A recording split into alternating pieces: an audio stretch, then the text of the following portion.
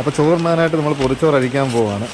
പൊതിച്ചോറ് പൊട്ടിയെന്ന് തോന്നുന്നു കേട്ടോ. ശരി, ഒരു സൈഡ് പൊട്ടിപ്പോയി. കുഴപ്പമില്ല, നമുക്ക് അഡ്ജസ്റ്റ് ചെയ്ത് നടുക്ക് ഭാഗം മാത്രമാണ് പൊട്ടിയിരിക്കുന്നത്. എങ്കിലും നമുക്ക് അഡ്ജസ്റ്റ് ചെയ്ത് കഴിക്കാം. നല്ല വിശപ്പുണ്ട്. ഇത് നോക്കിക്കൊണ്ടിരുന്ന് കഴിഞ്ഞാൽ പരിപാടി നടക്കത്തില്ല. ഈ വീഡിയോ കാണുന്ന ആരേലും കഴിക്കാതെയോ വിശന്നോ ഇരിപ്പുണ്ടെങ്കിൽ വീഡിയോ കണ്ടതിന് ശേഷം പോയി കഴിച്ചിട്ട് വരിക. അപ്പോൾ ഓക്കെ, നമ്മൾ കറികൾ രാവിലെ എടുത്ത് എങ്ങനെയൊക്കെയാണ് നോക്കാം. അവിടെ നങ്ക് പുറത്തത് സൈഡിൽ ഇരിപ്പുണ്ട്. ഈ ഇല കീറിയത് കാരണം നമ്മൾ ഇച്ചിരി അഡ്ജസ്റ്റ് ചെയ്താണ് എടുക്കുന്നത്.